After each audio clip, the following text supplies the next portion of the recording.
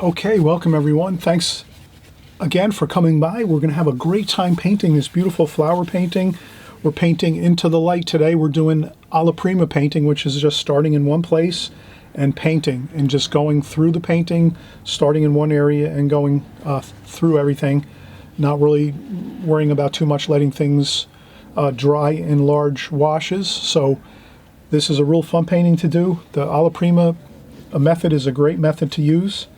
A lot of great painters use the alla prima method and also the glazing technique, so we practice both here a lot on this channel, so you're learning both the alla prima and the glazing technique on a continual basis on my channel, so this way you have both skills, and this way at any time when you're painting your watercolors you're going to be able to employ both of those methods, either alla prima or glazing technique, to accomplish your paintings. That's my hopes, and I know many of you are already having a great time of it. I know this for a fact. Many of you send me your gorgeous, beautiful paintings, your finished paintings, and I salute everybody because there's some really phenomenal paintings coming into my email on a constant basis, and I tell you, a lot of people are really having a great time painting their watercolors and improving tremendously. So stick here on my channel. I just hope you'll subscribe below. On the right-hand side, you hit subscribe. You'll be plugged in here at my channel week after week, month after month, and year after year. I'm creating paintings for you on these tutorials so that you can benefit and learn lots of new information on watercolor. That's your main goal, is to get better at your watercolors, and I'm here to teach and show you to maximize your success. So let's get into this painting. You're going to have a great time with this one. Again, plenty of beautiful colors to use. We're going to use all the colors of the palette pretty much, and have a fun time of it. We take our time. I show you step by step everything you have to do as you go, and we even cover the pencil drawing right in the beginning. So right after this here, you'll see the pencil drawing and how we complete that, the contour drawing, and then we'll get right into the painting right after that. So have fun with this, enjoy it, and please leave your questions. If you have any questions whatsoever, please leave them in the comment section. Of course, if I don't know the answer, I'll try to look it up for you and do some research and get you an answer if I don't have the answer that you might need. Other than that, let's have some fun, enjoy, and we'll be right back.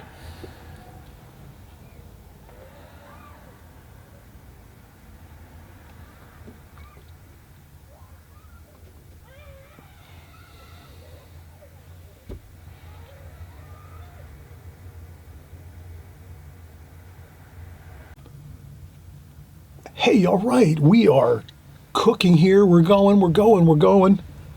We just saw the finished painting. Please work from the finished painting. I happen to have a finished sketch, a finished contour drawing actually, of that painting that you just saw in the beginning of the video. And what I did is I had this in my studio. It was kind of to the side in a folder. I was looking through some folders, organizing a little bit, and I found this and I said, hey, let's paint this. But before I do paint this, let's just kind of practice up and talk about what I did to get this contour drawing in before we're going to paint. And this is Fabriano extra white rough paper, and I buy this by the full sheets, and then I just trim them down to like the sizes that I want. Usually I take a full sheet of paper. I think it's maybe like 22 by 36, and then I just trim it down maybe into quarters and make it 4 pieces, something like that. In any case, this is the pencil drawing. I know you can see it. I'm looking at my viewfinder here on my video camera, so you can see the pencil drawing somewhat. So what I'll do is I'll just kind of explain a little bit of what I did. So here, starting out, you would just, you're going to be working from my finished painting in the beginning of the video or at the end of the video, so either or. You can kind of watch the video full through, and then at the end, hit pause, and you can draw and paint from the finished painting. Or you can hit pause on this section right now, which might not be the greatest of... It's hard to kind of see the pencil drawing here. It's a little bit light. So I will go over this, though, with a darker pencil line. So maybe what we'll do is, this is printer paper I have. So I'm going to use printer paper over the top of my watercolor paper, my Fabriano paper. I already have my Fabriano extra white watercolor paper. It's rough, extra white Fabriano paper. And so I did my pencil sketch from a photograph. And I can't show the photograph. It's a copyright issue, so I don't want to get in trouble by getting putting on things that are already copyrighted information from other artists. So here I put my sheet of printer paper over top, which is a little bit it's somewhat transparent. You can kind of see through it, so I'm going to just do a trace over it. So basically the first thing I usually do is I'll just go with my outline to make sure I make sure I'm doing my rectangle. So this way we always want to know what area are we working in. Okay, so we have our rectangle and we say, all right, this is our area we're working in, this rectangle. Then this gives us some definite places that we can start making marks on our paper. You know, you might say, oh, halfway down the paper or a little below halfway is the windowsill. Well, then you have a little place, you know, you have your rectangle, you know, drawn on your paper, and you can say, okay, over here on the side, I'm just going to put a little dash or a dot. This might be my windowsill there. And then maybe over here, just a little bit off the right edge, is the side of my window over here. So I put a little dot or dash or a little marking here, maybe an arrow, whatever you want to do. And then maybe you can just put a really super light pencil line there. You can't see it really on this, but that's enough that I can get started. Maybe I want to I think one of the main things here for this painting to get it to really look good when you're doing your drawing is to kind of get the windowsill in. So let's do that. So all right, I'm going to start and I'm going to say, let me draw the top portion of my window first, just so I kind of get a feel for things. All right, so the window sash is here, and it comes down like so. Then we have the frames up here. So this is a frame, window frame over here, and then down here like so. Okay, and then there is a little bit of a, so that's the window. Okay, then here is the window sill. It's very minimal, but it's there, just so I have it. And then under the windowsill is the backsplash, where the countertop is. This is a kitchen. So there's your countertop. It's backsplash there. It's only small, 4 inches under the window. So that's kind of like your key things you're going to want to get into your drawing, your contour drawing, is you want to kind of build out your window, where your window is. And then your windowsill, where that bright light is in the painting, you'll notice. And then underneath is the shadowing, that's the backsplash. And then from there we have our tablecloth, and the tablecloth goes out, and then we have the edge of the table here. So, and then the tablecloth lines of the material has a really nice pattern. It's a large grid pattern that kind of makes a nice feel and a look to your watercolor. And there's some stripes going across. There's 2 stripes there, and then there's the front like that. So this is in shadow, so we just know that's shadow here, because this is the edge of the table, and then the tablecloth drapes over the top of the edge of the table right here.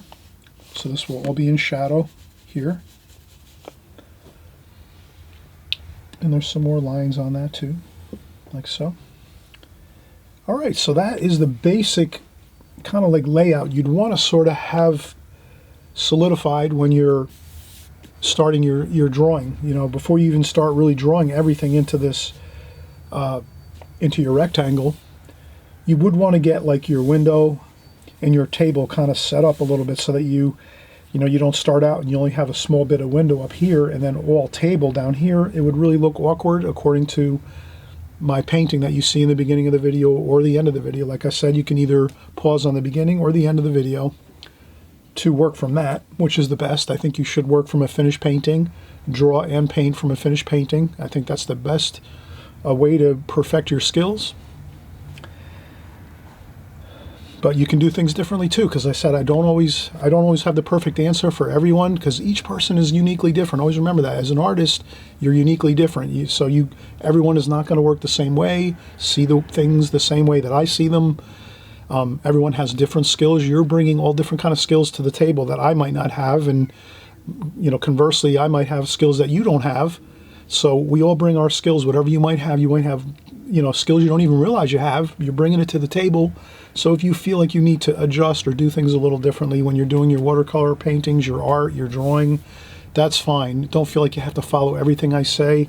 Always just remember, try to stick to the main program of what I'm teaching here. If you like my channel and you like what I'm teaching, try to stick to what I'm showing you for the most part. But you always remember, you can do things and you can spin off on a few things here and there different if you feel it's going to help you and it's going to make things easier for you. That's all I say. I don't ever want to kind of pigeonhole myself or anyone else into doing something exactly the way I'm showing it, because I realize everyone's different. We all have our own, again, skills that we bring to the table. You might have tremendous drawing skills, but your painting skills aren't as good. So you're going to have an easier time doing the drawing. You don't need to really hear me tell you about pencil drawing so much. You already know how to do that. Or you might be great at painting, but you're not such, you don't have the drafting skills as much. So then you're going to be kind of keying in more on what I'm talking about on the drawing side of things. And then once you get to the painting, you're going to be breezing through everything, because it's not a problem. You're more familiar with the painting process. Does that make sense? I just want to make sure I kind of explain things the way I feel is going to be best for you, so that you can kind of gain the most information and the best success with your watercolors, your drawings, and your paintings. All right, so again, I wanted to just ensure that I have basically the layout in this painting is really like halfway is the window, and then the halfway point down here is the tablecloth, and the table, and there's some fruit and a vase and flowers. So let's start out now. We got our basic layout. So we've already drawn most of this painting. Let's continue. Let's maybe just start doing our flowers, so that I would just, when I'm drawing my vase and flowers, I would just basically, I am tracing a little bit here, but I really can't see through the paper all that great. But I do have a general idea. Let me sharpen my pencil. Let me do it away from the microphone so it doesn't make a lot of noise.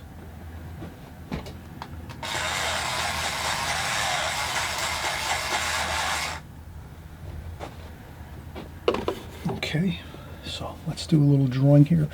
And so I'm just going to be doing my vase here and some flower shapes. Okay, I see some. So now I'm doing some flower shapes here. I'm trying to see what I'm. And these are kind of like beautiful wild flowers here. Some wild roses. They look like pink roses from my painting, so we'll go with that.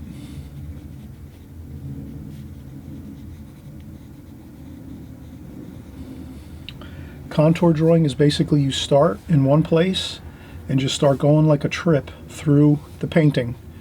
And as you go, you're just looking at your subject matter constantly, back and forth at your subject matter. So I'm looking at my drawing, I'm actually tracing a little bit here.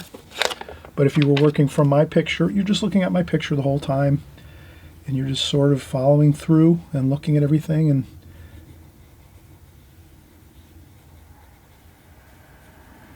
you're just kind of covering you're staying within this area here as you draw. You don't want to be going way out, far away from where you start. When you start your contour drawing, the basic simple process of contour drawing is all you do is you kind of stick close to wherever you start. And then as you're going through and doing your contour drawing, you're taking your time. You can rest and take a little break and make a little round dot and say, okay, well, now what am I doing? Okay, I'm going to do this leaf over here. Then you take another break and say, well, where am I going next? Well, I can see that this leaf is about the same length out here as the bottom of the rose. So then you say, all right, well, that's about that length. Then this one is about this length, about the same. And you do this. Whereas you wouldn't say, okay, I'm looking at this. I just did this leaf here. Now I'm going to go to the bottom of this rose here. You wouldn't go way out here and then do the rose, because you can kind of see as you're, again, sticking close to where you're working, you can gauge as you go the distances of everything. So this distance to the bottom of the rose here is approximately the same distance as this leaf form we just drew here. And then as we go up here, we see another small shape there, then here. And you just keep working things as you go through the drawing. And again, you wouldn't draw a giant rose like this, a huge flower like this, because you're already carefully going through. And if you feel like you need to, you know, as a runner jogs in place, if you ever seen a jogger that's jogging and they come up to a street where there's a light or a stop sign, they kind of jog in place. So you can take your pencil and just do a little circular motion and just kind of jog in place as you're going and thinking about where your next pencil line is going to go. Then when you get to the next destination point, then you can also hold that point, maybe, you know, just do a little circular motion. And the point is eventually you'll be able to kind of flow through your drawing, and it'll just be a intuitive type process for you. You won't really have to maybe pause as much and stop as much, but you will in the beginning if you're just, you know, kind of really getting used to the contour drawing method. You know, you kind of stop when you need to and just think about it and keep looking at your subject matter. So here again, I'm tracing a little bit. So let me see what we have here. Okay, so this is another flower here, and another one over here. Okay, and this is up here, and I think that's good. All right, so now let's move on down here. There's the vase. How far does the vase go down? To about here. Okay, and then we have maybe it's an apple here, so I'm just contour drawing. There's an apple there. Over here there might be an orange or a pear. Looks like a apple or an orange, or maybe a tomato. And there's some shadows here, because the light, we'll always draw our light insignia. So always remember, you want to know where the light's coming from. And you do this at the top of your painting so you know the light's coming from. Actually, you can adjust your light insignia. We're going to take a break in just a second. I'm covering a lot of stuff here. I don't want to get too far ahead of myself. So when you're doing your light, your light insignia, you can, if you want to kind of make it easier for yourself, if you make the light insignia more round like this and have only a small bit of the lamp, so we're pretending that our light source is a little lamp that we have as our insignia and our note for our painting. So if we have it like this, that means that the light is basically shining right at us. Whereas if we have the light like this, and maybe just a little bit like this, then the light's shining more straight down. Does that make sense? So if you see, so you just envision it. Practice drawing a lamp with a shade, with a light and a shade, and that's you can always use that for all time. When you're doing your artwork and you're figuring out where your light's coming from, you can always use that to kind of figure out where your light's coming from, the exact location for the most part, and then you do your insignia, and then you're really done. Then you already know, okay, a circle with just a tiny bit of lampshade means the light's coming directly at us, facing us, shining in our face. And then here, if we have this one, look at this. If the light is looking like the shade is a triangle, a large triangle, and just a tiny bit of oval with a little bit of light bulb, that means the light's coming straight down like so, like above us, straight up overhead. This here, again, is what we're looking at. This is our painting here, this one, and that's the light's coming straight through the window at us and throwing shadows, casting shadows down onto the table, like so. Just a tidbit of information. I hope you like that. That's a really helpful thing, because light is so important in your paintings. You really want to kind of always, in your drawings and your paintings, capture the feel of the light. The light's really important. That kind of gives it a three-dimensional look to your painting as you go. And so I know those of you might be complaining I'm talking too much or whatever, but I'm trying to give you as much information as I can. Some of you always love that I talk a lot and give you lots of information, so I guess I can't please everyone all the time. But we have a good time all the time here, as you know. We have a great time here on this channel, right? Do we not have a great time, everyone? Please say uh-huh if we have a great time. Uh-huh. All right. So we have a shadow here, and a shadow here, and a shadow. So that's just the basic essence of the drawing, okay? Now what we'll do is we'll come back after this and we'll start painting, and I'll just lift this up, and we'll start painting from the sketch, you know, from the drawing, contour drawing that I did. But you can kind of see this is the basics of it. And of course I have a few more things in here. There's a paintbrush. We just practiced one of these on our channel recently for the new beginners. For the extreme beginners, you can maybe paint this painting as well too, because you've already practiced some fruits. You've practiced a brush, you know. So then all you got to do is maybe practice up on a vase and some flowers, and you got it. You can start doing this painting actually and having a great time of it. So there you go. You got your paintbrush. We just practiced this in our Extreme Beginner series. So now we have our paintbrush there on the table, and we have another bit of fruit. Maybe this is an orange, and there's a shadow in front of the orange, and that's kind of shaded, but you wouldn't shade so much if you're doing a painting over the top of this.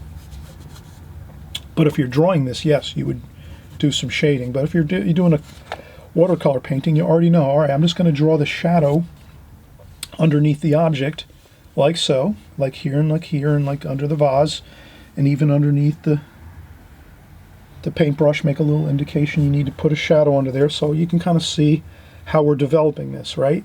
We're thinking of light and shadow with shade. We're doing our contour drawings like we're doing in our pencil sketches on our new Extreme Beginner series. So if you're just stopping by and you're working on the Extreme Beginners, hey, if you're an extreme beginner, you can still do this painting. You might want to practice up on a vase and some flowers, and maybe draw the window a few times, maybe sketch this out on some scrap paper first, but there's no reason why you can't do this painting as well and follow along with us, because in just a minute we're going to show you all the colors and how we're going to do this painting. This is more of an advanced painting, but again, even as you're an extreme beginner, you're already practicing your fruits and vegetables, and you're practicing brushes and pens. Maybe you want to put a little, you've practiced your tubes of paint. Maybe you put a couple tubes of paint in this painting here, like so. So it's up to you. But I want everyone to have a great time. Okay, so let's take a quick break. We've been drawing quite a bit of time here, already probably 20 minutes or half an hour. So let's take a break. This is the process of contour drawing before you start your watercolor painting. And then we'll come back in just a few minutes and we'll start our painting. What I'll do is, while I'm taking my break, I'm going to spritz my paint with a spritzer bottle so that gets a little moist. I keep my palette in a plastic bag in the refrigerator so that the paints stay moist and fresh. All right. We shall return in just a second.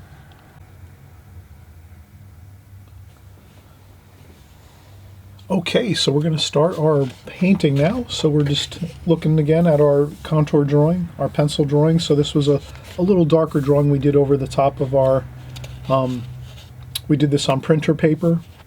And basically, I sort of traced just a little bit to get an idea of where things were. But this is the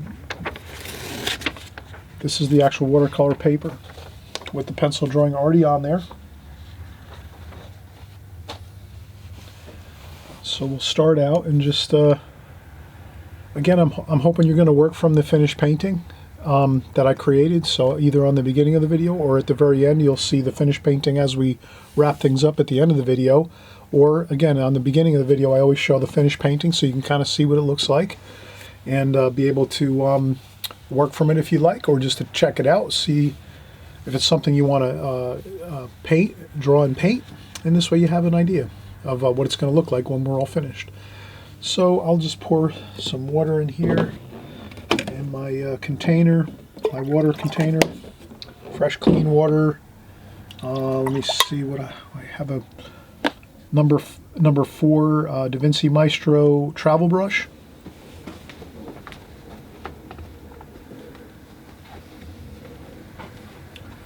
This is a good brush for me. I like it. It's kind of just a smaller brush, but it kind of works for this type of composition. And we'll probably use another larger brush maybe when we're doing some of the more larger washes, but for the smaller shapes in this, we should be fine with this type of brush, a 4 or a number 5 round brush. Let's see what else we have here. Okay, so let's maybe we'll start out with some darks. So we're going to paint alla prima. Again, we talk about alla prima and glazing. This painting, we'll do alla prima, which means we're going to start just in one location and start working from there, preferably at the darkest darks of the painting, and preferably in more of the central location of the painting. If you're doing a glazing technique, a lot of times we do glazing technique here on my channel too as well. Glazing technique is more or less when you start out and you just do a light wash over the whole entire watercolor paper in composition, and then you go over with subsequent washes with darker tonal values. So basically here we're starting out with the darker tonal values, and we're not really doing glazings and letting them dry as we go. We're just painting as we go, and we really don't have to worry too much about drying things out. So when you do the glazing technique, obviously you're doing a light wash over the whole painting first, letting that dry 100%. Then you're going over with other washes on top, darker washes. Here we're starting out with the darker washes first, and we're not worrying about maybe doing large swaths of washes. We're just doing small areas at a time. So that's a real fun way to paint too as well. So I hope you'll try both the glazing technique and the alla prima technique. I use both. Probably more alla prima painting like this, but I do use glazing technique quite a bit too, and I want you to learn both. That's why I kind of do both on my channel, so you learn both techniques. This way you can interchange them as you go when you're doing your paintings. So let's try out some red, cadmium red. We're going to mix some, get some paints out on our palette. Cadmium red, raw umber. Let's go with some blue, cobalt blue. There's some Prussian blue, some French ultramarine blue over here. Some cerulean blue. So we're just getting out some colors here that I'm looking at. And there's some greens. So I'll put some green out here. Sap green, viridian green over here. A little bit of mixtures going.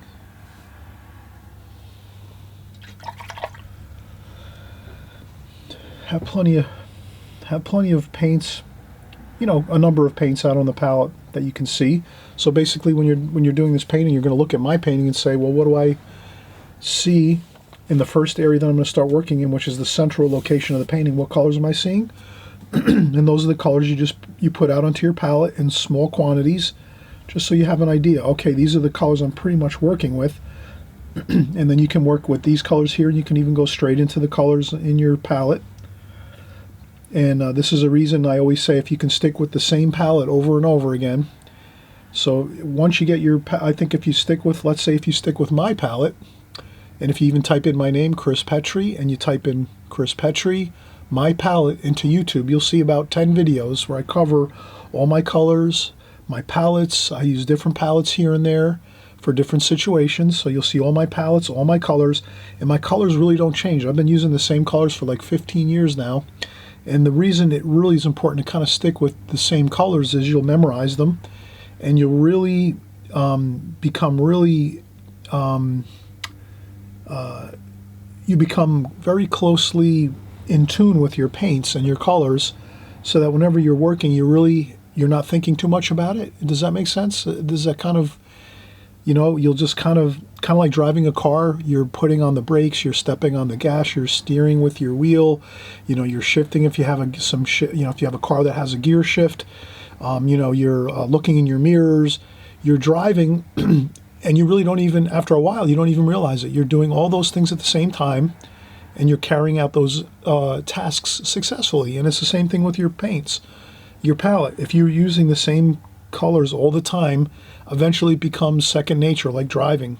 where you don't even have to think about it. You're already just looking at the colors. You're saying, oh yeah, that's a red, that's a cadmium red, that's a alizarin crimson red, this is a cobalt blue, this is a cerulean blue, this is a green. You'll know, and you'll have all your colors memorized. But if you keep changing colors all the time, that's going to be a problem because you won't memorize a particular palette. And what's fun about this palette is if you stick with this same palette, sure, you can always add in some colors. You add in a couple little extra wells here. You know, these are plastic pans here. You can add these into your palette, tape them down, and put different colors in there if you want to add a few every once in a while, different colors that you might see that you might like to try. But if you stick with your main colors all the time and you just work with those consistently, you'll have them all memorized. You'll have the names of the colors memorized. You'll have them actually memorized as far as the actual color of them, so that when you're looking at any painting, doesn't matter whose painting it is, you'll be able to just naturally match the colors perfectly as you go. So it's a real huge advantage if you can just stick with one palette of colors and stick with those and just use those all the time. And even though it kind of feels a little bit awkward to some of you, I know some of you don't like to be stuck with just one group of colors, but trust me, it really works. You just stick with those one group of colors. And again, you can always add some colors. You can always add a few colors here. I added some leaf green here. Maybe I added some sepia tone here. So once in a while I do add different colors to my palette, but if you stick with those same colors all the time, trust me, you really will benefit from it tremendously because you'll memorize them, and it'll be a lot easier to paint and match your colors when you're painting, whether it's you're painting from photographs or if you're outdoors painting from plein air in outdoor situations where you're trying to match colors. You'll be able to match them because you can your eyesight will be adjusted to those colors. So I didn't want to go off on too much of a tangent there, but really using the same palette all the time and just sticking with it, finding your palette, creating it, and saying, okay, this is the one I'm sticking with, and that's it. And then you just go from there and just stick with that same palette. Again, it might be a little bit awkward for some people, I realize, to stick with just one palette of colors.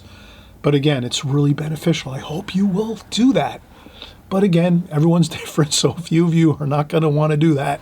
Fine, do what you have to do, okay? All right, let's keep going here. So let's go in. There's some darks here. So we're going to start out with our darks. Some greens.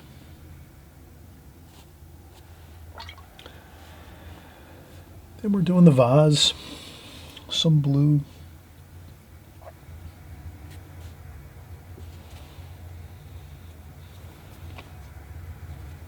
Some warm and cool everywhere.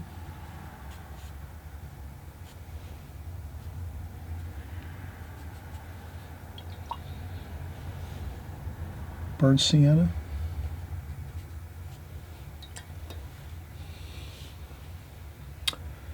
And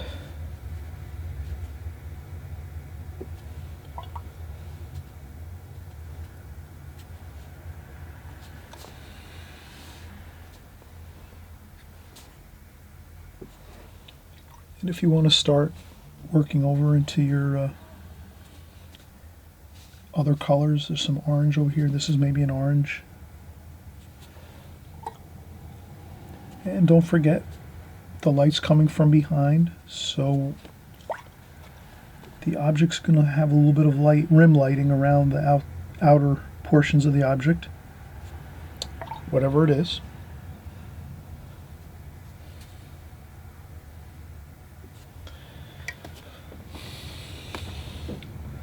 And then some blue here. So you can kind of work your colors out as you go.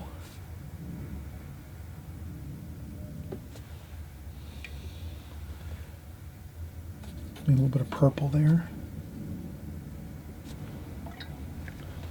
Some blue.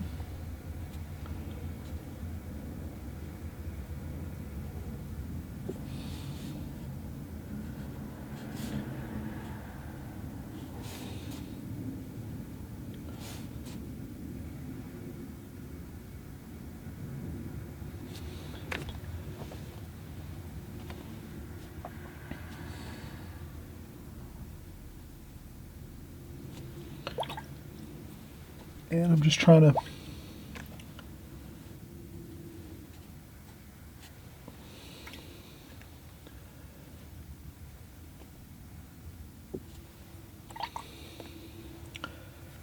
trying to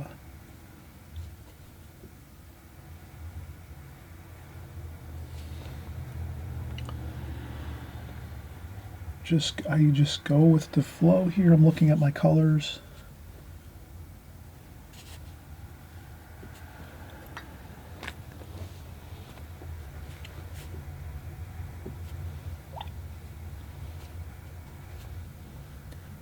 And that's all I do is I just keep looking back and forth at my subject matter.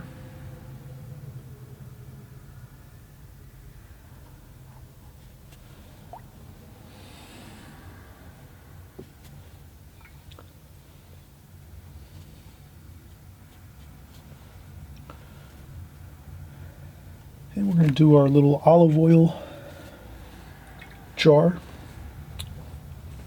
here. And there's some raw sienna over here. So maybe we'll put some raw sienna there.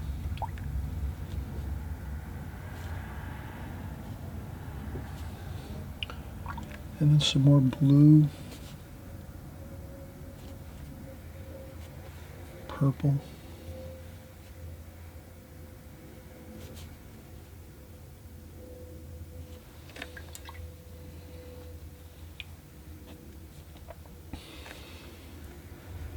And some more blue, some shadow colors, some warm and cool again. Try to mix your warm and cools together. Blues, browns, reds.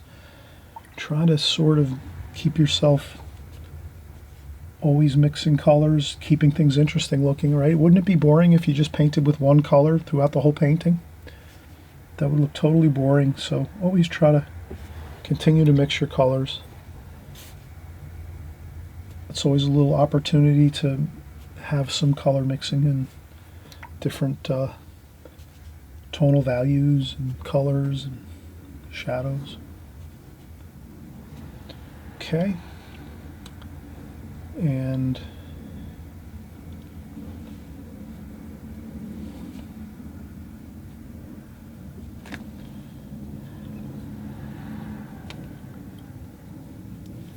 if you see some darks that you need to put in, leave the lights and let them dry and come back later at a later time to do your darks. So if you need to do some dark accents, like some little bits of design work on your bottles, there might be some like small painted designs on your bottles or your cups or mugs or whatever you're painting. Hold off on that, let the painting completely dry as you're going, like keep working, but if you do see some darks you have to put in over the top of these medium tonal values, you know, you can kind of see these are medium tonal values here. They're not really too dark, but they're not, you know, white paper, of course. So they're in between, they're the medium tonal values. If you have some designs here that have darker colors on these bottles or your decanters or whatever you have you're painting, even an apple, if you see some really dark colors, maybe it's a good opportunity to let the paper dry. So move to a different section and paint somewhere else and let that dry pretty much 100%. Then come back and add in some of the details. So what I'm saying is when you're painting alla prima, keep in mind you can't just keep painting over wet paper. You have to let that paper dry as you're going and come back later and get those darker darks in there. So we'll do that. We'll let this go for now. But we are going to go over with some darker darks. And if you're looking at the finished painting, you'll notice that there are some darker darks over here on this bottle and this olive oil container, glass jar. But you'll notice I'm not going to do that now because the paper's still damp after I just did this wash. So you want to make sure you're always keeping a track of how dry your washes are. So if you paint a wash onto a portion like of your painting, an object, let that dry before you go back in and do a darker dark. Okay? Does that make sense? I hope you'll follow that rule of thumb. That's always a good rule of thumb. Let things dry and come back later. Don't try to keep painting everything at one time, even though you're painting all at one time. So I'm going to go with some yellow here. We have some yellow.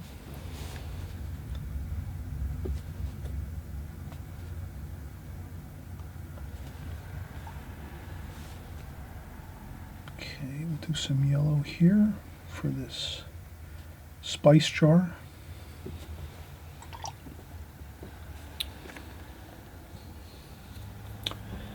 It will continue on. Let's get some more darks in here. There's some sap green, cerulean blue. We're going to add some darks here.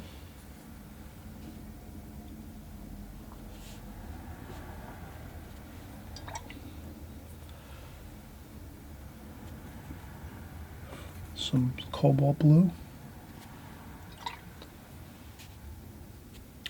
Mix in a little yellow there. And we want to keep that bright light there on the bottom of the windowsill. The windowsill needs to be that bright light.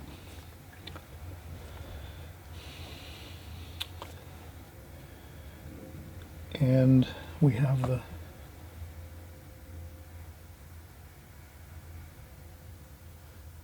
some burnt umber here.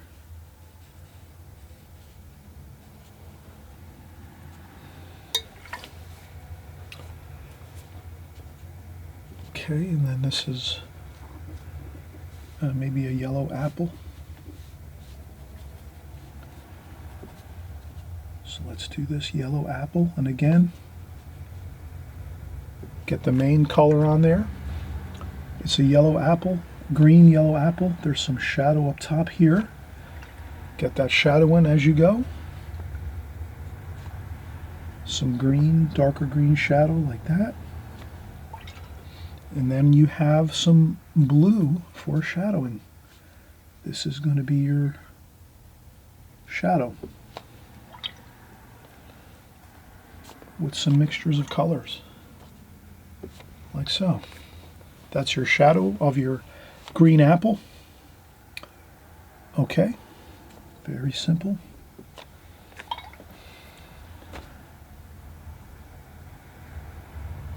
Like so. If you find it's too dark, you can always lift up a little bit with some tissue. And then let's do an orange over here. I think I see an orange here. Let's do an orange.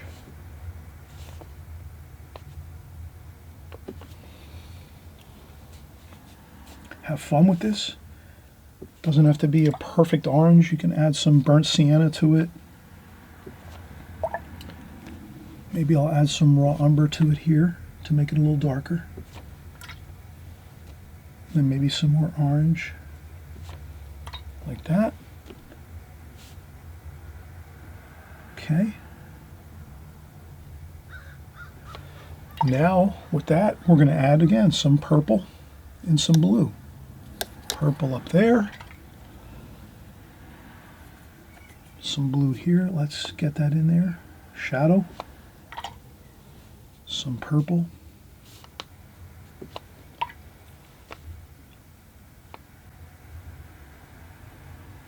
There we go.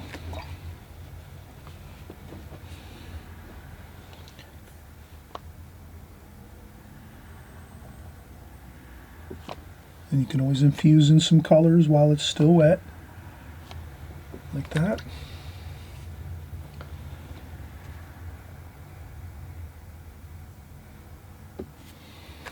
Okay, there we go. So now we have a couple pieces of fruit, and if you're an extreme beginner, you could always do this exercise on a separate piece of paper, just doing a couple of pieces of fruit, an orange and an apple, and try to do it this way with a shadow underneath it. Instead of doing this whole scene, this whole painting, you can break it down into smaller parts and say, hey, you know what, I'm an extreme beginner. I'm not going to try to tackle a giant painting like this. Let me try a couple parts of the painting. So you just want to create a couple pieces of fruit together like this. So you might want to just break this painting down and make a smaller section. It's real simple. You know, you just take it and you section it off and say, okay, I'm just going to do these two pieces of fruit like that. And you just do the two pieces of fruit, an apple and an orange with the shadows, and there you go. It's up to you. You might just want to keep on working on your drawing. Maybe you're holding off on doing some watercolor painting for right now. That's fine too. Just an idea if you need to. have a couple more things to work on. If you want to keep working and you have not too much information, then you can start doing something like that. All right, so now let's keep going here. Let's try some more shadows for this vase here. So I will do some shadowing on this vase here, like so, and there will be some more shadows like so. Then you can go in and do some splashing for the flowers with a few mystery shadows like that, just to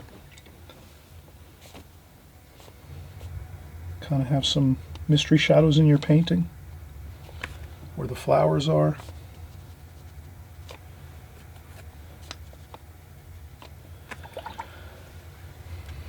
A couple splashes just to loosen things up a little bit. Maybe there's some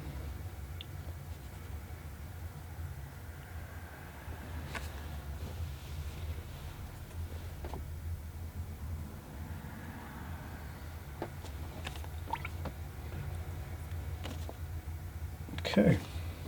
So you can see we're making some really good progress. We already have lots of color, lots of medium tonal values. We haven't got, there's some darks here, so you can see there's some really darks here and there, a little bit there.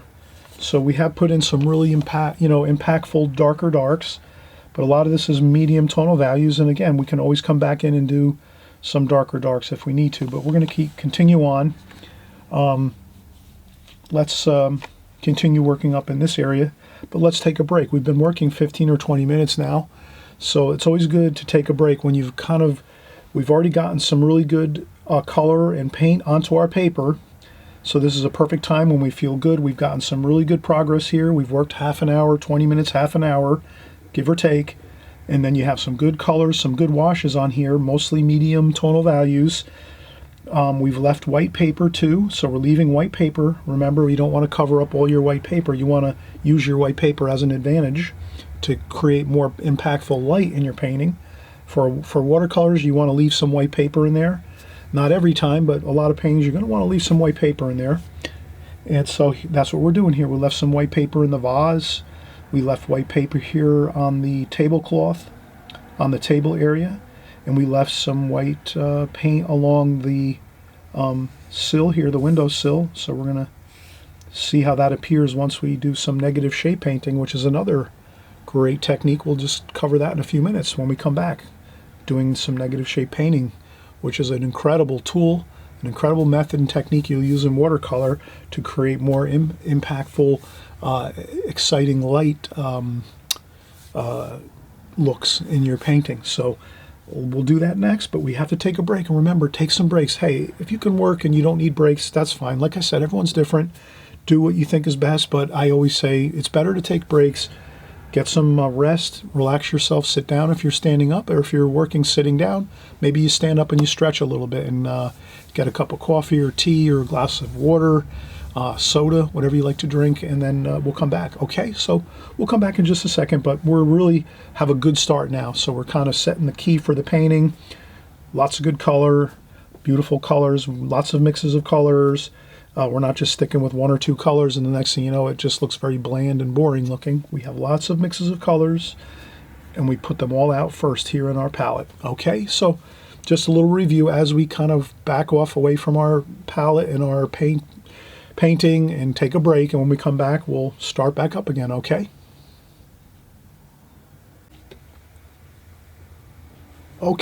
we are getting back from a break. So breaks are great because hey, you can come back, step up to your painting, look at it and say, okay, what am I seeing here? How is it looking? What do I do next? Did I miss anything? Do I need to change anything? That's the perfect time when you're taking your breaks. You've rested a little bit, 10, 15 minutes maybe. You come back, you'll have a clearer mind, and you can check things out and kind of assess what you're looking at, and maybe your game plan for the next 15 or 20 minutes that you're going to paint. So this is exactly what I'm doing right now. I'm walking up and I'm saying, all right, awesome. We've got some good colors. Medium tonal values are really coming along nicely.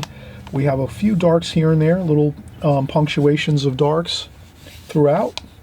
We're going to have to add in some darks at the end of the painting, or we could do them now, but let's wait till the final portions of the painting. We'll go in and do a little bit of fine-tuning with some darks here and there. But I think right now we're in good shape, so let's continue to work on our bouquet of flowers here in our vase. And we have some other things here at the bottom of the painting that we can let be for now. Let's continue working upwards into the flowers. I think that's a really good place to work, so let's do that. Let's get some more sap green out here, and some raw umber, and a little bit of viridian. So we're going to get some greens going here, and it's always nice to get some of that gold in there with your greens to warm up the green colors. It always looks good to mix your gold and green colors like raw sienna, yellow ochre. You mix those in with your greens, and that really looks good. Even some burnt siennas, raw umbers. And we'll take some blue, cobalt blue, purple we already have here, mixed up here on the top. Alright, so let's continue on here. Let's do some greens. We're going to start doing some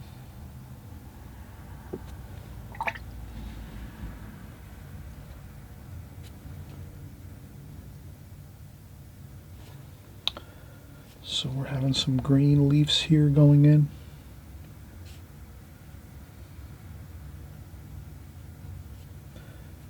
And some green and gold.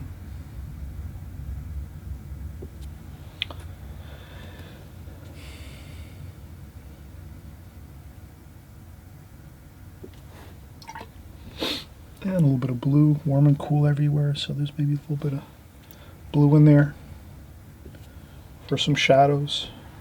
Maybe we start working in some alizarin crimson.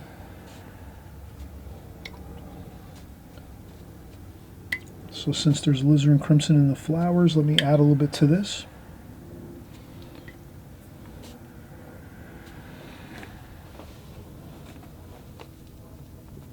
A little bit there. So if I add alizarin crimson into the flowers, I want to add it in some areas over here too, just a little bit maybe. And let's continue to work here in these flower areas where we have some more leaf forms. Leave some white paper in the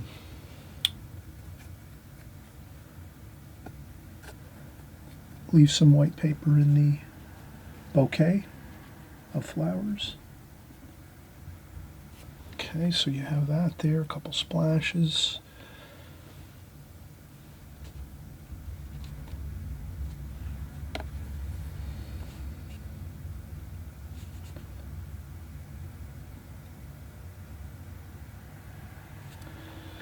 There we go. And we get a little bit of that golden color again.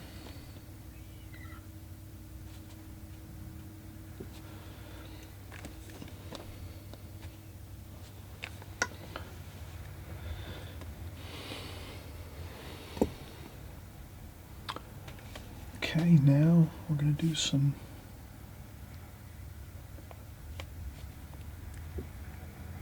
of the rose colors here. It's a very, very light rose, pink roses here. So we add a little bit of that pink rose color, maybe a little bit of cadmium yellow too. Some cadmium orange maybe.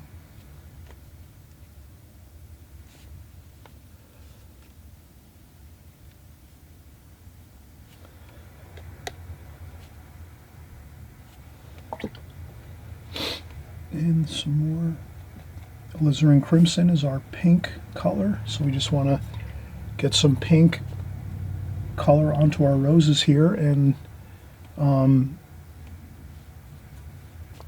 maybe a little purple. Mostly that light pink color though. And we're going to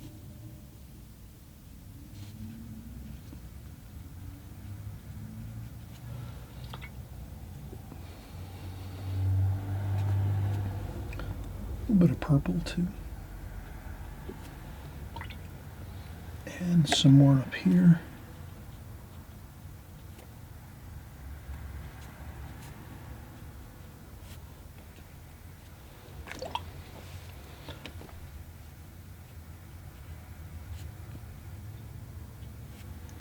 And then we're going to go with some sap green. We want a little bit of a darker green. Sap green, maybe a little bit of burnt umber.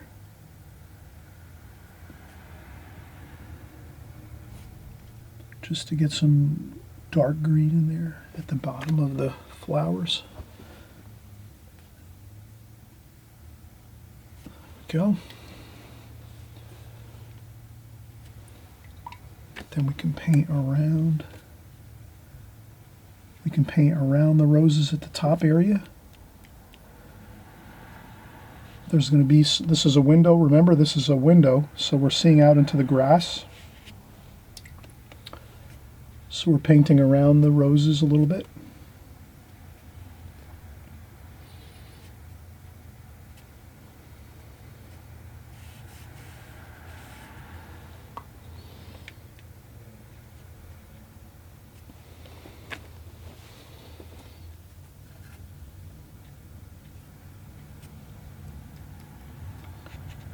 And we'll use a larger brush to do most of the grass, but we can start to get some grass washes in here just a little bit to help us paint around the roses so that we have some things to work on here. So that's purple and pink. Light, very, very light washes of purple and pink. Up here, more purple than pink. Just a little bit of that light pink color. We're going to try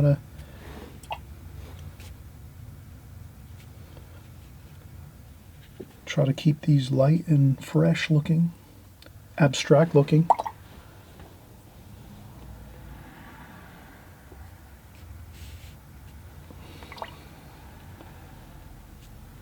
And then maybe there's a yellow flower here in the center of the vase. That could be some yellow ochre.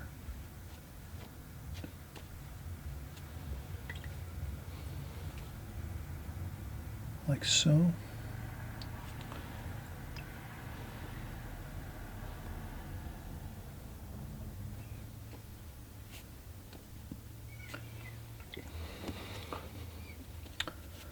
Okay, we're going to continue on here. More sap green, viridian green, maybe some raw umber mixed in there.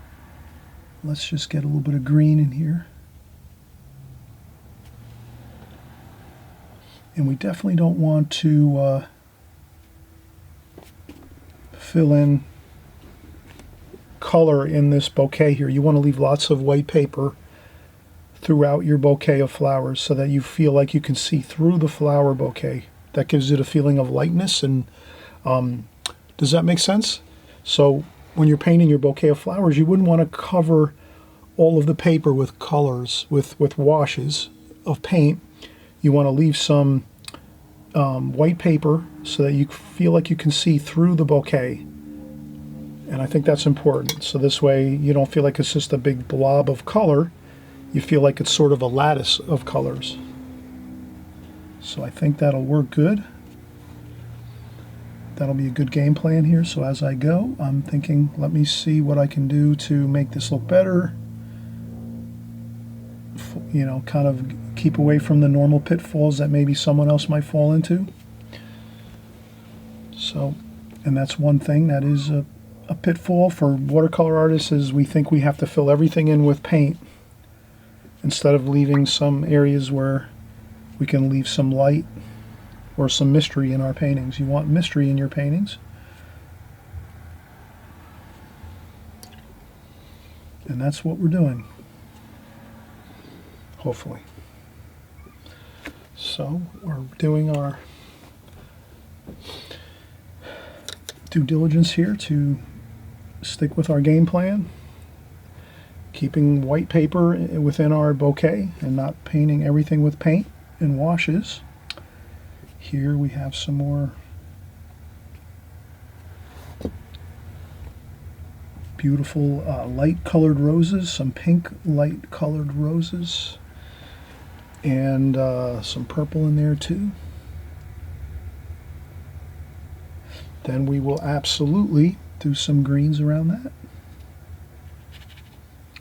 As we work our greens, which is our grass, through this window, we're looking at grass colors. So we want to make sure we capture that grass feel, like that.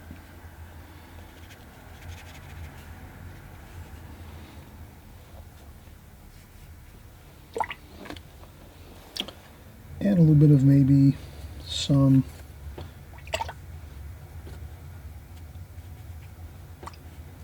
chromium of oxide, which is a dull green, so that can really help us out. A dull green might really kind of play down certain sections, right? A chromium of oxide, that gives you a little bit of a dullness. This way, you know, you don't have too many colors popping everywhere. You have some dull, really muted, soft looking green washes with the chromium of oxide. So I just do that, put that in there.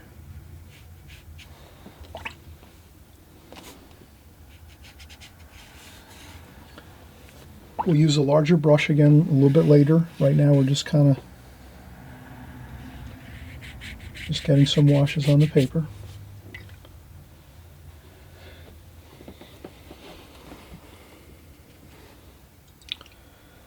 Okay. And let's use a little bit of a larger brush. I'm going to go with a number 8 Raphael round brush. I'm going to empty my watercolor, my container of water. It's starting to get a little bit murky. You can kind of see that. Let's get some fresh water. I use an orange juice container.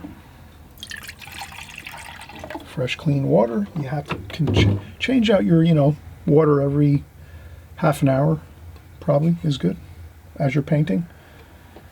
When you take your breaks, that's a good time to empty out the water. Okay, so now we're going to use a little bit of a larger brush. And let's start going in.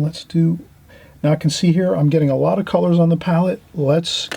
Perfect time for cleaning up the palette. We're going to take a break, actually. We've been painting again about 15 minutes or so. So this is a perfect time taking a break. Before we take the break, let's clean our palette up a little bit. We take some paper towel with some water on there, a damp paper towel, and let's just clean up our palette. We want to avoid having too many color mixes at one time on the palette, because that'll contaminate the other colors we're trying to achieve. For, fresh, clean, beautiful, colorful paintings, we need to continue to clean the palette so that we can continue to put fresh paint out onto the palette, and that will give us better colors, more vibrant, beautiful colors. That'll be more exciting. So let's do that. Okay, so again, take some breaks. I'm taking a break here. You might not need one every 15, 20. You might need one every 45 minutes, whatever you feel comfortable with. Everyone's different again. So I'm very happy that you're here. Again, I always please mention, if you can, subscribe below here on the right-hand side. There's a subscribe button. Hit that subscribe button. Hey, why not? You'll be, in touch with us, and you'll be following along with this every week. We're creating new videos. It might be flowers this week. Next week, we might be doing boats, a beautiful boat painting, or seascapes, landscapes. Hey, we might even do a beautiful cityscape with some buildings, interesting things like that, or maybe some figure painting, maybe some really interesting portrait painting. We might do a portrait or two here and there. So we're always doing new and interesting things, but the key is it's all watercolor. So if you're looking to learn watercolor on YouTube here, and this is your place to stay right here every week, because we're doing everything watercolor. And even if we might not be doing your preferred subject matter, you can still watch along and learn how we're using the colors, how we're doing our washes, what techniques, methods we're using, how we're accomplishing our drawings and paintings. That's all information that you need to keep learning and having go into your mind.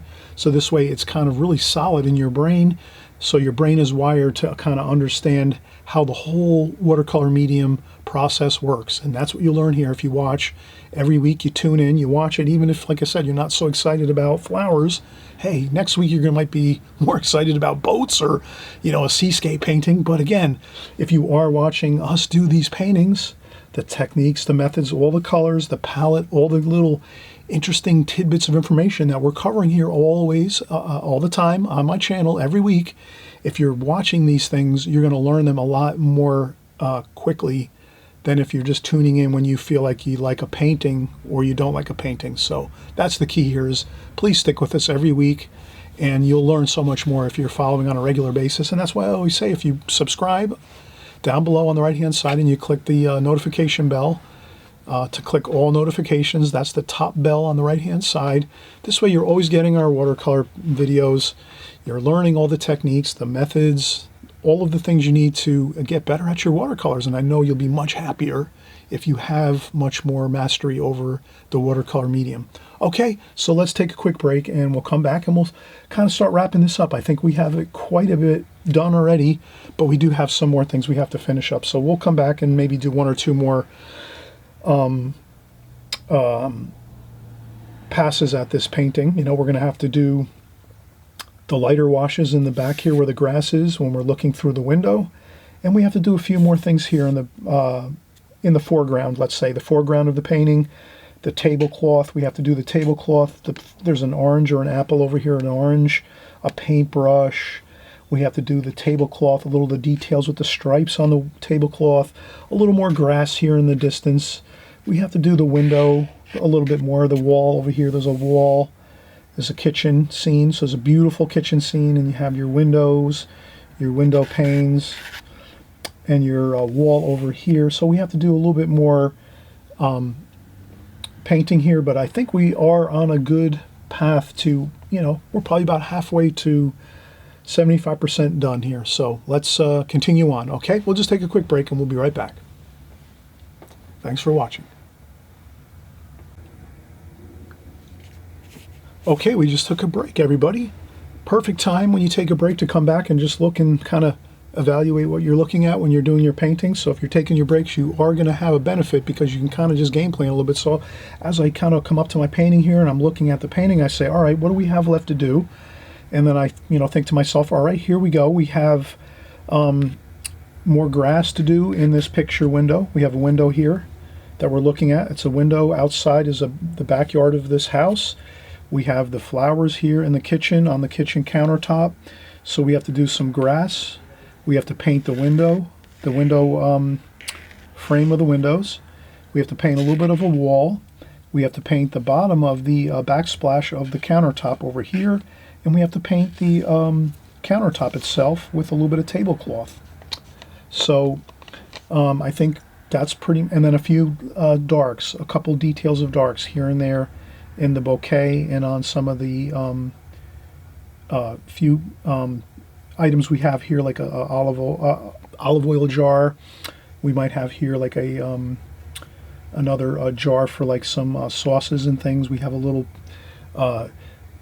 some condiments and some this might be like some pepper or salt shaker here on the side of the windowsill. We have an orange and a paintbrush, an artist brush. So let's do these things and get them in and see how things progress. Okay, so we're going to take some purple. We're going to get back out some of those colors. Purple up top there. We have fresh clean water in our water bucket. We were using cobalt blue, cerulean blue. We're using some Prussian blue and purple up here, and we had some green, sap green, some viridian green too. So I'm putting out some fresh clean color, and then we were using some burnt umber, burnt sienna, raw umber, raw sienna. So we just get some colors out. Make sure we're kind of some orange. There's some red here, some alizarin crimson. Okay, so now we're going to do the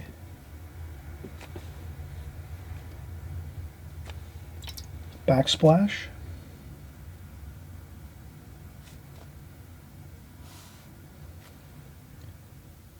And side of window.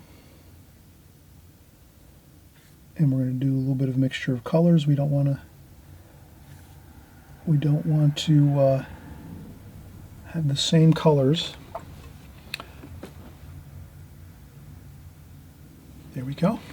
So we're just going to put some color there, some shadowing. And again, we're going to come over here and do the same thing. Maybe some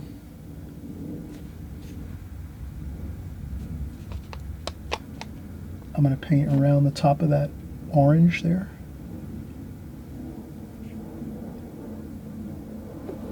Like that.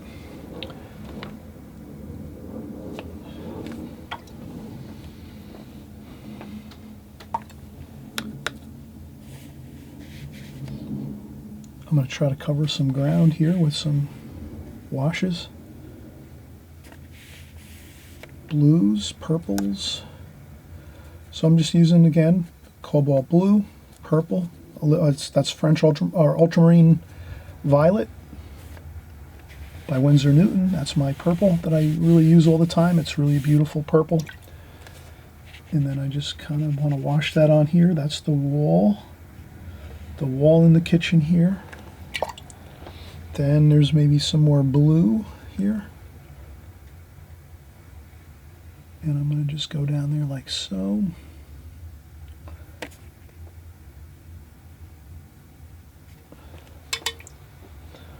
Like so.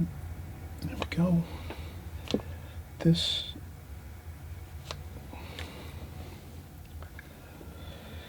is looking good. And then we have some more purple. Pick up some purple and some brown. And that's the top of the window sash.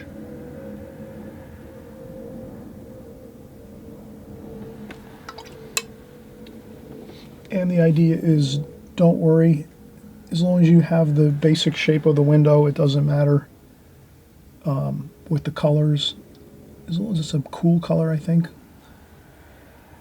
And I'm just going to pick up various colors here for the grass in the background here. So I feel it's a little darker up here on the top, where the grass is in the backyard. So that's that there, like so. Then more grass over here.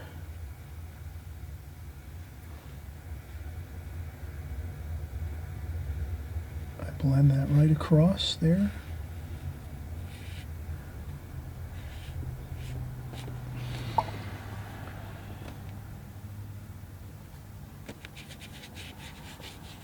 Scrub on some grass colors. And again, large brush. I'm using a much larger brush than I started with doing the flowers. You can see how different I'm using a really large brush here to cover this area here, so I can cover a lot of area and not be too concerned. You wouldn't want to be trying to paint a large area like this here all around the flower bouquet with this brush here, with the smaller number 4 or number 5. This is, or number 4. What did we say that was? This was a number 4 Da Vinci travel brush. So we want to cover this area with a larger brush. This is a number 8 Raphael. There we go. You can do some splashing. That brings a little bit of interest into the painting. Maybe a little raw umber.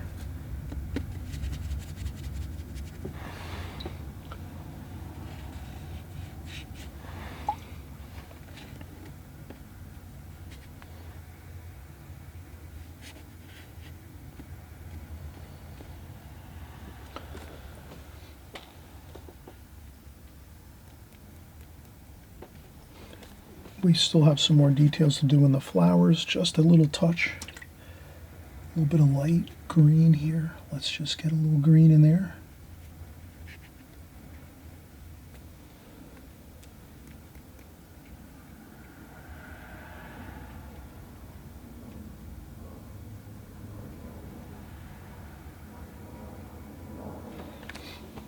Okay, so that's really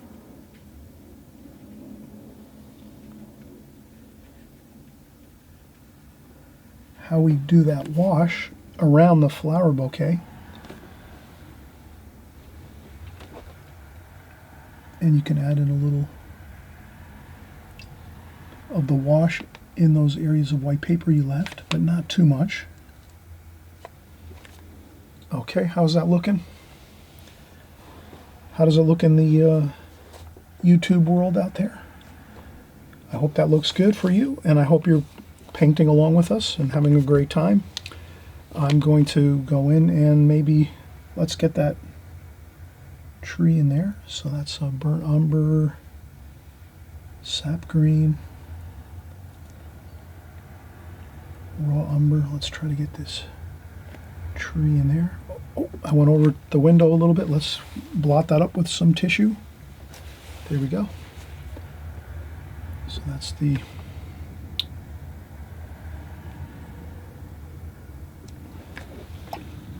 tree. Here's the shadow of the tree.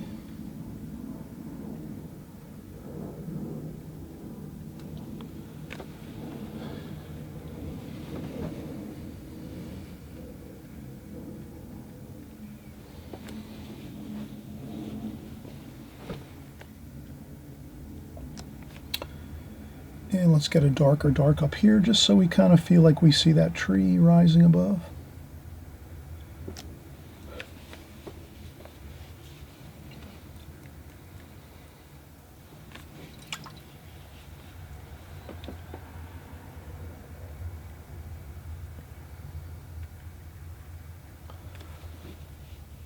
Okay.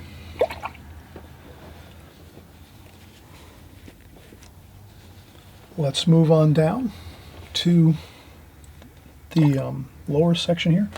We have, I'm going to dry off my brush a little bit and get some orange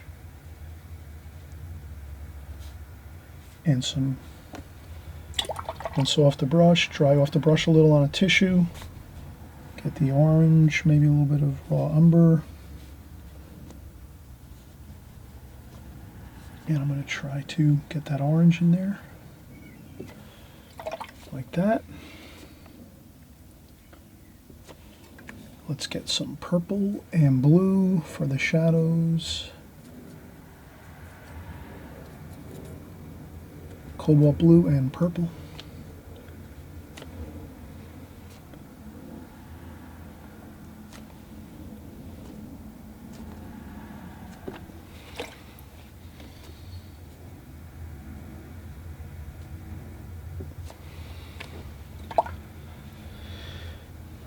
That's looking pretty good.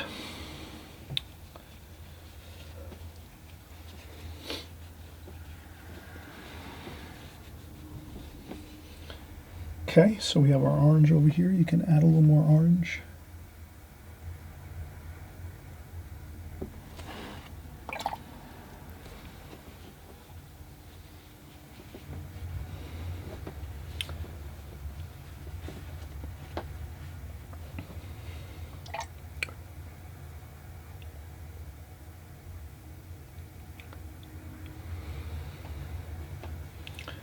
Now I think we can go in and start doing some really big shadow shapes.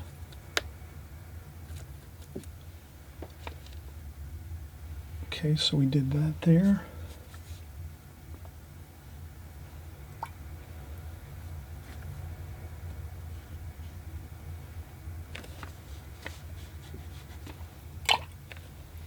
This is going to be the tablecloth.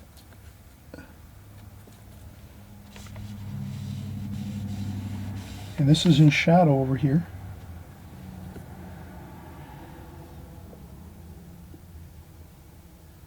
So this is in shadow, the table. So this is the edge up here, the top of the table. That's the edge of the table, and this is where the table turns and the tablecloth folds down off the top of the table along this area here. You can blot up a little bit of that paint. You can add in a little bit of some orange and red just to make some variation in colors. We wouldn't want to leave this just blue and purple.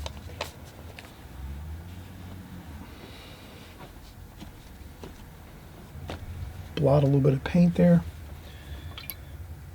Maybe we tie in this a little bit over here, the shadows. There's a shadow over here.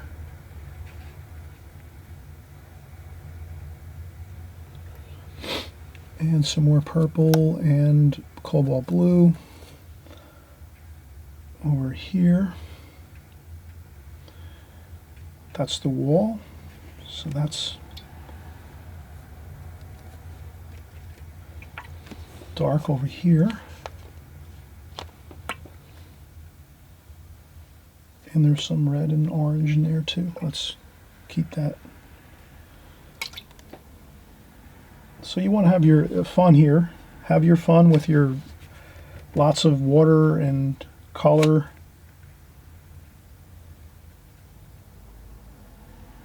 You can repaint this again, add some more watercolor up here to kind of fuse the paint down here underneath with up here.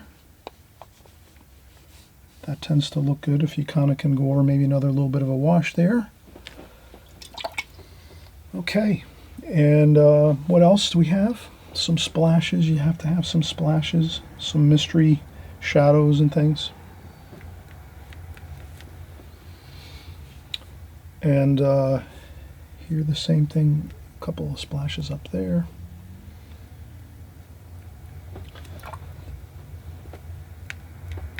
Okay, then we're going to want to put the stripes in. Let's do the paintbrush here. Let's do a quick artist brush. We're going to use some black paint. That's really going to look interesting. Black and brown. Let's mix black and brown. So ivory black and burnt umber. Maybe we should rinse the brush, and let's use the smaller brush, the number 4 Da Vinci Maestro travel brush. And let's do that. Let's do that.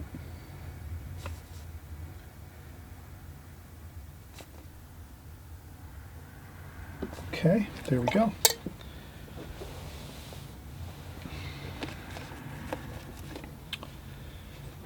And I'm going to let that be as it is right now, because it's good sometimes to let your paint set up a little bit.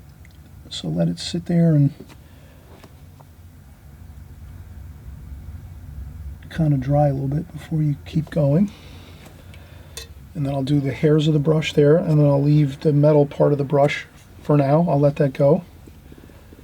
And there's always something else we can do. So here I'm just adding a little more shadow there. And maybe a little more shadow over here, underneath this here, and underneath that there. And then I just put some wash on, and then use a damp brush to kind of just smooth it out a little, feather it in, like that. Okay, so we're seeing the light coming through the window, and we're getting that good effect of light coming at us, and having everything else just sort of, light up. So the outer perimeters of all the flowers and the vase and the subject matter here, the olive oil container and the various things. We have some fruits and vegetables in our paintbrush. All of this is kind of getting lit from back. So we're painting into the light, so to speak. So this is an into the light painting. Light's coming through the window, sunlight, and we're getting that beautiful effect of shadows and light. And let's continue on here. I'm going to go back to my larger brush, my number 8 Raphael round brush, and let's there's a little more shadowing here, purple. Now that I've gotten the artist brush completed, I'd want to just kind of clean up my palette up here like that. This way I can continue to mix my purple up here, and I won't have too much of a problem. Again, keeping the palette clean is important. And so now we're going to use our purple and There's still some more purple here, I see. Some shadowing. That might be the this here.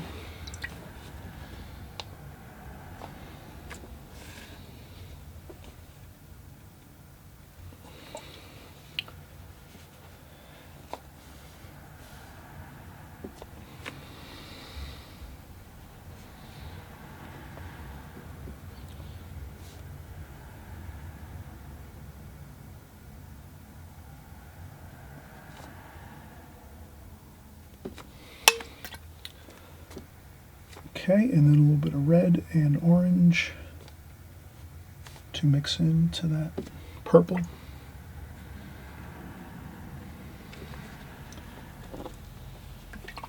Okay, I think we're really almost finishing up here. Let's continue here. We have, maybe we can use our smaller brush again, number 4. Da Vinci Maestro travel brush. Let's do some purple, cerulean blue, maybe a little bit of raw umber there, just so we have a little bit extra warmth, so we have some warm and cool. And then let's start doing our tablecloth, and I'm just doing some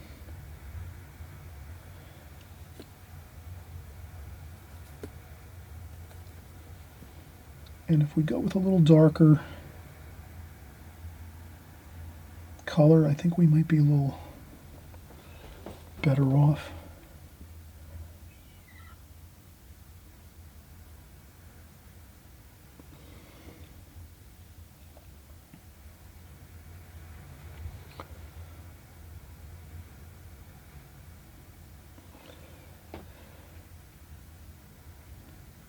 And I go across this way.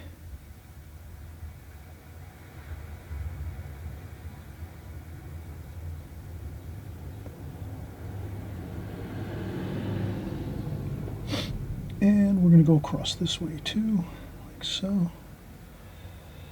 And I think we had some of that striping going this way here.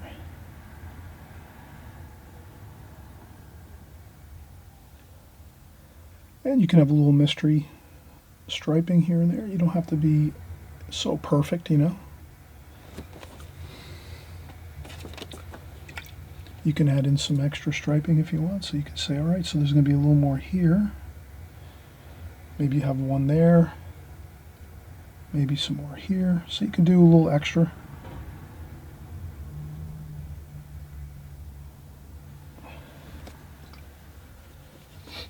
And then you can blot up a couple spots here and there.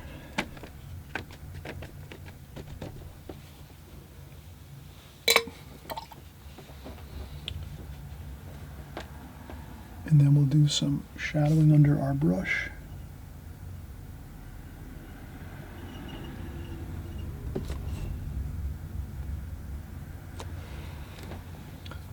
So I'm doing a shadow underneath our paintbrush here. Simple, just we'll get it done.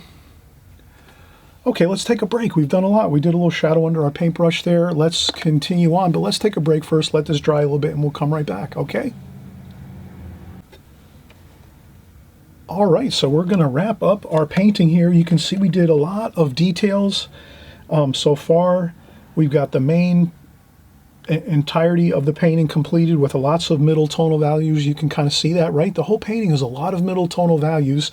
And then as we went on, we sort of added in some darker darks here and there. So we have some more, you know, exciting darks in the painting, but it's very sporadic. You're not having tremendous amounts of darks in this painting. So it's mostly a middle tonal value painting, or you might call this like a middle key painting.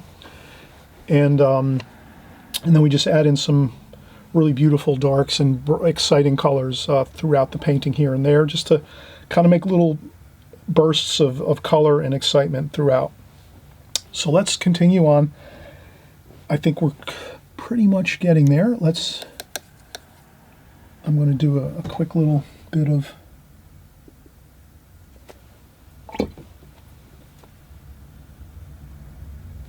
Okay, so that's our paintbrush there. And then maybe we'll have some orange. We'll do an orange.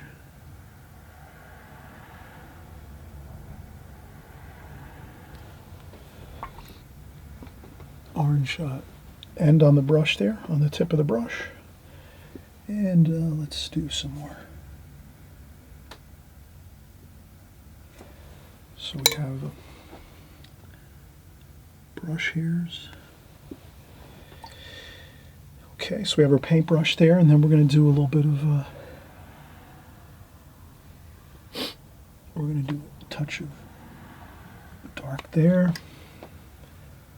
Maybe some burnt sienna there with some raw umber. Okay, so we have some of that darker dark there.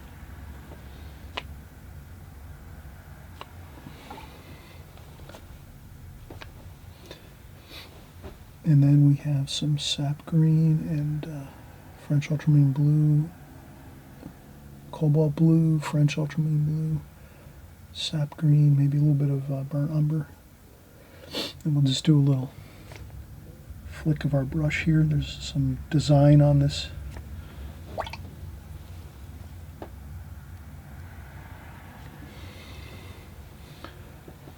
And then there's some more design over here too as well. Maybe we change up and do some purple. So we're going to do some kind of just a little bit of details on this one too. Maybe a little bit of red, maybe some red, cadmium red, and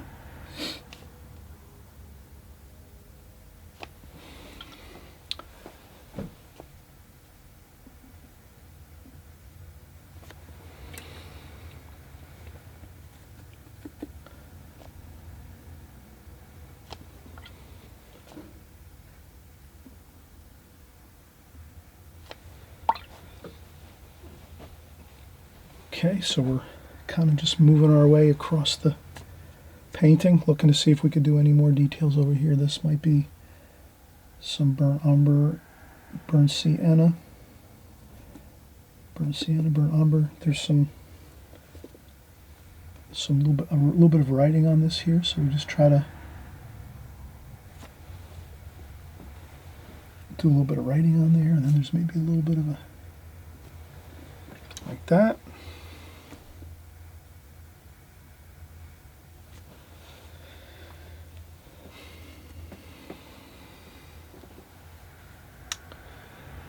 And then there's some more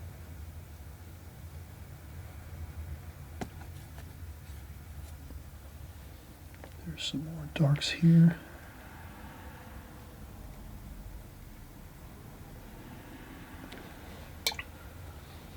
So I see some darks where the stems are of the flowers, so I just want to get a few of those in. And there's some leaf forms here.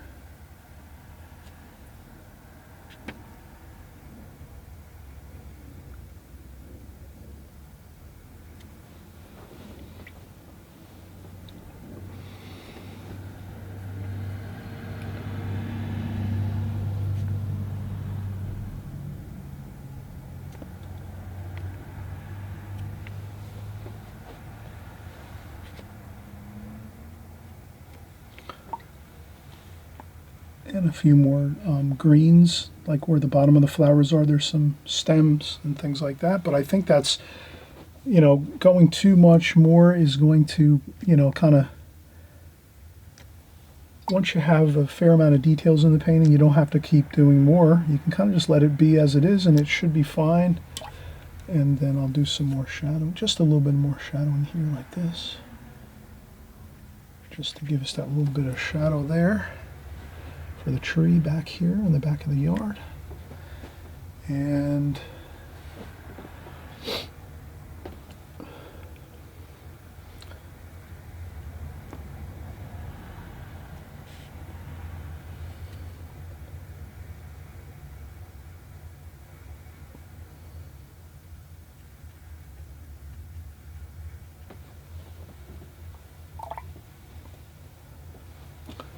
That looks pretty good. And then maybe just a few more touches of shadow, purple and blue.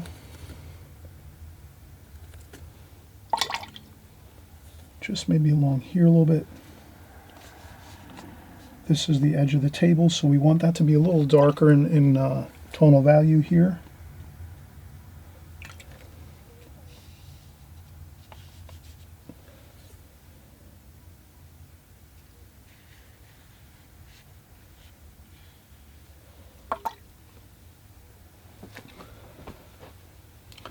And then you can even go in and do a little bit more darker spots here and there on that edge of that. Like that. That kind of gives it a more exciting feel there where the light is in the shadow. But I think this is really something you can have a lot of fun with. I hope you'll try this painting. Enjoy the process of just getting those washes on. And again, in the beginning, we just really focused on starting out in the center of the painting with our alla prima method, starting out, getting some of those dark washes of our vase and stems inside the vase and our leaf forms at the top of the vase. And we started working out into our paints out into the colors of the roses, very light, beautiful light alizarin crimson washes for the roses here. So we wanted to sort of, keep these light and fresh looking, not too overworked or too much color. We wanted to leave them kind of light. You can add in a little more color to them if you like. If you find that when you're kind of finishing up the painting and you say, oh, I think those could be a little more colorful, you can add a little more, but I wouldn't go too much. And there was a yellow flower over here in the vase too as well. A golden color there.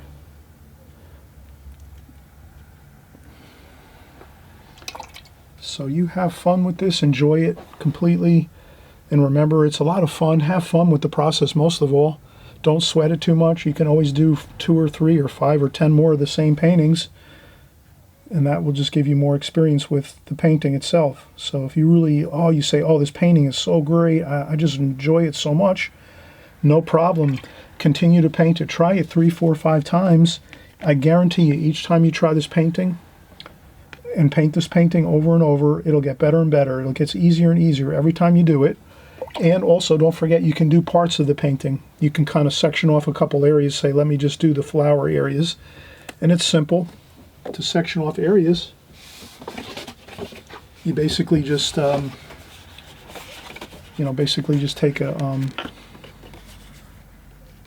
you could do something like that. So you can section off a part of the painting and say, I just want to do the top of the vase and the flowers and a couple of items on the windowsill, like so.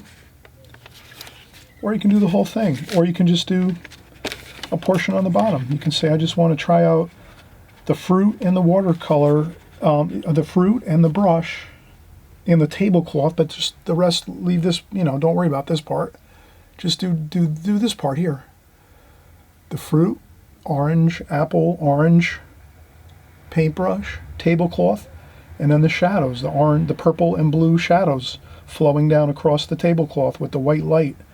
That's a really cool effect. Using the white paper, you leave the white paper throughout the whole tablecloth, and then you just do your shadows. So that's a fun exercise you can paint too. You can even pause the video here and work from this. But in any case, I know you'll figure out a way to do it, to have fun with it, to enjoy it. And we'll see you on the next video. Thanks again so much for coming by and painting with me and painting with all of us here. We have many people here. We're all together working on our watercolors. Again, have a great time with it. Have fun, and we'll see you on the next video, okay? See you soon.